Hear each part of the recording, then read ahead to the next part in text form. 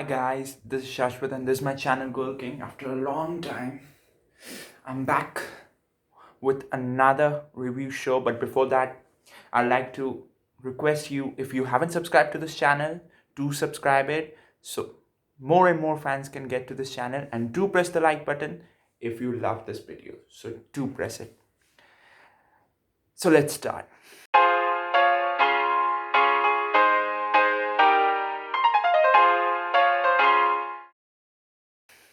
Coming on to yesterday's game, uh, brilliant, brilliant game for Manchester City, not for Arsenal. Because what to say about it? Arsenal are in a mess, as everyone knows. Whoever watches the Premier League, they know Arsenal are 15th in the league, playing absurdly. I mean, absolutely terrible. And not only that, the biggest worry that I have is everyone is calling them a relegation battle team. This is not what Arsenal should be, right? Coming on to yesterday's game, the scoreline was 4-1, although it was a Carabao Cup, so it doesn't bother a lot. But for Arsenal, everything bothers, because just look at that like this. If they would have beaten Manchester City, that would have given them a lot of confidence to go against the London derby against Chelsea at the Emirates. But what did they do? They were just abysmal. I mean, no other word. For the first 25 minutes, I'll say 25 to 30 minutes, they didn't even put pressure on the ball. And Man City were like, it was men against boys. It was like a training session for them. And they were just passing the ball like they pass it in the training, not creating much, created a chance. The first goal, let's talk about it. The first goal, I mean, what to say? First of all, Zinchenko was allowed to cross the ball, and I will not say that was a wonderful, a glorious cross, a good cross, right? But Gabriel Jesus was allowed to have a header 5 yards out from their goal, Arsenal's goal, without any challenge on him, without putting pressure on him. And he just put that past Arsenal goal, and 1-0. The scoreline was 1-0. I think, and the biggest thing in that goal was that showed the Arsenal deficiencies. In the start of the season, Arsenal were looking good defensively. But for the past few games, they are not even looking good defensively. When they went to Old Trafford and they won 1-0, I mean, they won 1-0. And that was, I think, one of the best performances I've seen under Mikel Arteta. And they just played off the park, Manchester United. Although I don't think attacking wise it was a very glorious game, but in the midfield, in the defense, they won every battle. But yesterday, that first goal, I mean, Runarsson, right? I don't know, I think he has come from French football, 25 years of age. And that first goal, the way he conceded that first goal, but before that, Mustafi, oh my God. How he is still at that club after playing such crap football. It feels like he doesn't want to defend. He just wants to stick to his place. He doesn't want to man mark, or he's afraid to mark a man. It's like Arsenal can choose more and more players whom they want to get out of the club than whom they want to keep in the club. And Mustafi may be the top of that list. He may be the top of that list because I don't know. First of all, that first goal, I think Runarsson should have come out to punch it. But before that, Mustafi left his marker on and Gabriel Jesus was free, and what a header, good header. And for the first 30 minutes, my God, that was sheer dominance. And this might be the easiest possession of the ball that Man City could have had without any pressure, without any real, press on them, without any real mismatch in their passes, passing rate, simple, short passes, easy, keeping the ball, moving it quicker, but as usual, they were not creating that much chances, but they were not being threatened at their own goal too. But when it comes to, Zach Stephen didn't have much to do for the first 30 minutes. But then, after that 30 minutes, I don't remember who lost the ball a bit like that. But it was individual brilliance that come into play from Gabriel Martinelli. Two wonderful crosses. The first one, Zach Stephen punched it out. But the second one, wow, with the left foot. That was awesome, awesome cross. And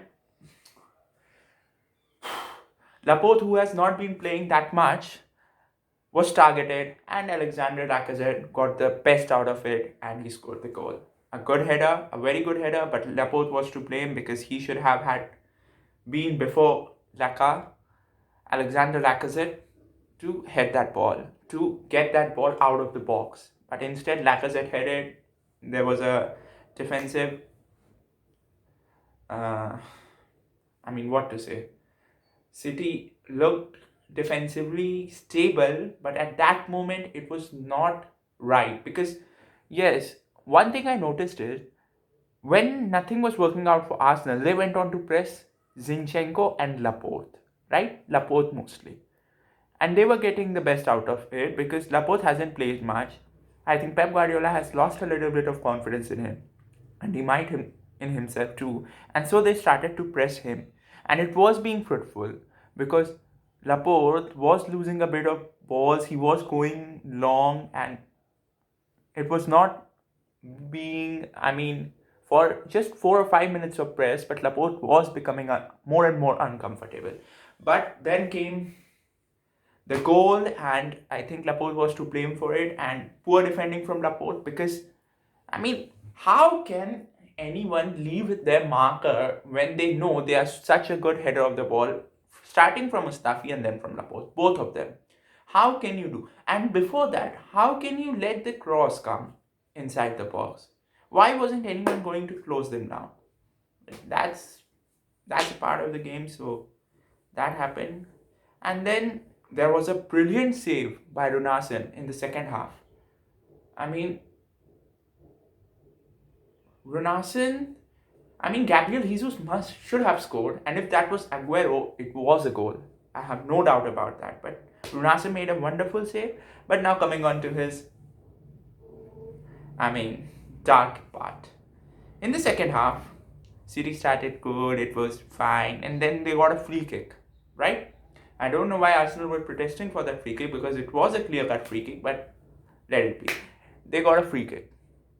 And Alex Runarsson, my God, what the fuck was he thinking? I don't know. And that keeper didn't even know how to punch a ball because that second goal was a real fluff. He went on like this, went to punch it or to catch it and was caught in two minds. And he fluffed it and it went on to his own goal. And what? City took the advantage of that and went 2-1 ahead. So, Arsenal were by far the poorer of the two teams, no doubt about that. But still, that was at the time when it was 1-1, and he did a huge mistake. And then, again, Arsenal took the ball trying to go at City, but again for that third goal, losing the ball in the midfield. Credit to Fernandinho. Just 2-3 more passes, releasing the ball for Phil Foden, and then what a finish, although it was offside. And here it comes one thing, when luck is against you, you can't do anything. Yesterday was the game where there was no VAR, and Arsenal, I think, suffered because of that, because that third goal was allowed, which was, by the way, an offside. And it was clear-cut offside, not even those lines thing. It was a clear-cut offside, but what a finish. Still, what a great finish. And what to say? And that fourth goal, my God. That fourth goal, Mustafi, Kolasinac, standing at their own places, not even moving an inch. And Laporte and Diaz, both were coming inside. And they had the easiest of headers, Laporte, to score that fourth goal. And It was defensive shambles all over the place. They were just horrible all over the place, apart from Gabriel. And Gabriel on both sides, Gabriel Martinelli and Gabriel Magalhaes, or whatever his name is. But they both were the brightening spark. They were both were the hope that this Arsenal team might get out of this relegation zone, because the way they are playing, I don't know. And more important to that is, everyone tells Mikel Arteta is at blame. I understand that. I completely agree to it that he should be doing better with these players. They at least deserve to be in the top 8, but he's in the bottom 5. So, but what about the players? There's no discipline, there's no maturity, there's no leadership, there's no presence on the field. There's no one whom we could talk about. Their midfield is, I mean, it's just shit. They can't create.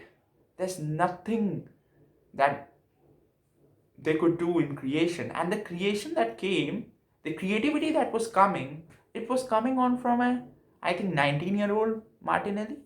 That too playing in the wing, although he's a striker. And that shows where Arsenal are in terms of players, in terms of manager, who is a great coach. Pep Guardiola himself tells who is a great coach, but managing a team is a lot different. You have to do some tactical changes when a team is not playing. You have to uplift them. You have to make them believe that they can do it. And that's not what Mikel Arteta is doing right now. But let's see what happens on Sunday. But yesterday, they were just shambolic. And credit to City too, they have spent a lot. And one more thing I would like to say about City. Ruben Diaz looks a real leader in that pack. And there were 2-3 moments where he made exceptional interceptions. Just very good, because if that interceptions were not made, it would have been a direct pass or cross in the box. And who knows? Maybe it would end up at Arsenal player's feet and it might have been a goal, but he was excellent. So I'll say that after spending of 400 to 450 million pounds just on defenders, at last I think Manchester City have got it right. But I hope so. It's too early to judge him. So let's watch. And for Arsenal, they are in a real crisis because Burnley won against Wolves. That doesn't help them. Brighton, okay, only took a point, but they have to play them next week. That doesn't help them. They have to play Chelsea, who on the back of a 3-0 win, although they didn't play well, might be just rubbing their hands to destroy this Arsenal team. But on the other hand, might be thinking if they lose to this Arsenal team, what impact will that have on their own confidence? I don't know. Because this Arsenal team looks beatable by every 19 other Premier League teams. In fact, Sheffield United would want to play them to get the first win. By the way, they are on 2 points only. So Arsenal have to do something, and their recruitment is so bad. I mean, what to say? Why is Hector Bellerin even at the club? Oh, he hasn't played for the last 2 games, but the games he has played, he's just defensively out of his position every time. Although he has pace, he never remains in his position. He can never recover. There's no point of that, and they need a creative spark. Ozil is not in the team, whatever reason it is, I don't know. But they need a creative player, else they might not get relegated, but finishing 16-17, that for Arsenal,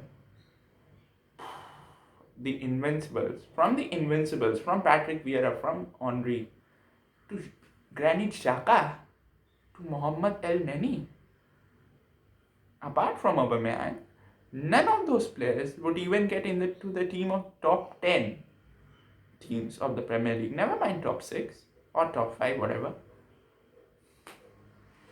It's just depends. And Bukayo Saka too, who didn't play yesterday. But let's see. Thank you guys. If you like this video, do press the like button and do subscribe to my channel if you haven't done it till now. That will be an excellent thing, so that more and more football fans could know about my channel. Till then, Goodbye.